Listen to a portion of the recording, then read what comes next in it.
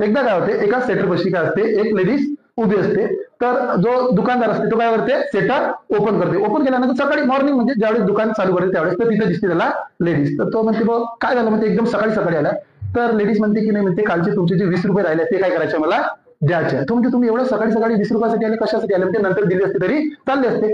पण तो म्हणते की एक क्वेश्चन असा करायचा आहे, काल तर तुम्ही माझ्यासोबत 50 रुपयासाठी खूप काय केली, बार्गेनिंग केली. काय केली, बार्गेनिंग केली. तर आता तुम्ही 20 रुपये कशासाठी आणून दिले. तर ते म्हणते की नाही, म्हणते माझ्या मिस्टरने सांगितलं होतं म्हणते की कुणाचे आपण एक्स्ट्रा पैसे घ्यायचे नाही, जे आपल्या मेहनतचे आहे, इमानदारीचे तेवढे घ्यायचे आहे. आता ते आहे नाही, ते कुठे गेले वर्थ. पण त्यांनी सांगितले होते की आपण कोणाजवळून जर बेमानीचे काय घेतले, आपण पैसे घेतले तर त्यांचा इफेक्ट कोणावर होते, आपले जे मुलं बाळ असते त्यांच्यावरती, त्यांचं बेकार होते. म्हणून आपल्याला दुसऱ्याचे पैसे पाहिजे नाही, म्हणून मी काय करून आली तुम्हाला द्यायला आले.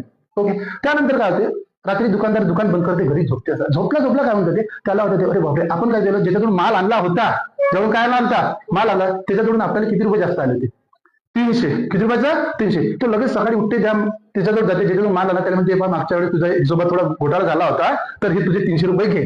तर तो सुद्धा म्हणते अरे रोज 300 रुपयाची काय गोष्ट आहे, मोठी गोष्ट आहे, तू नंतर देऊन देतो, पुढच्या हिशोबात पण घेतो. नाही नाही नाही नाही, मला तुमचे पाहिजे नाही. माझं असं म्हणणं आहे की बा ज्याचे पैसे त्याला भेटले पाहिजे, कारण मी जर बेमानी करून जर पैसे लपवले तर ते कोणावर येईल, माझ्या मुलाबाळावर, ते मला पाहिजे नाही.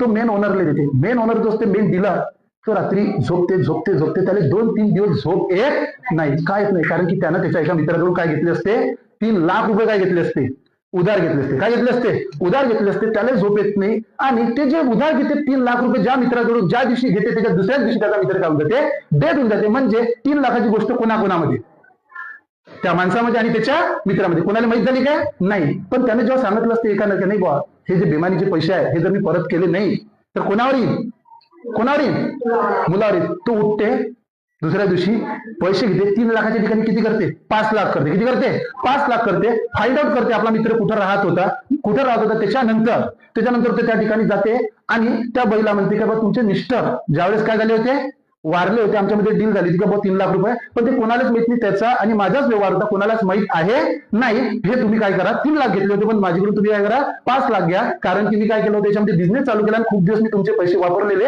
होते, म्हणून मला आता ते पैसे नको, कारण की माझ्या मुलाचं काही बेकार वगैरे झालं पाहिजे नाही. आणि विशेष म्हणजे असं झालं, जे सकाळी सकाळी बाई आली होती तीच ते काय होती, बाई होती. म्हणजे काय करा तुम्ही आपण लाईफ मध्ये जो व्यवहार जे आपण कमावतो ते आपण इमानदारीनं कमावला पाहिजे, कोणाचेही पैसे घ्यायचे नाही.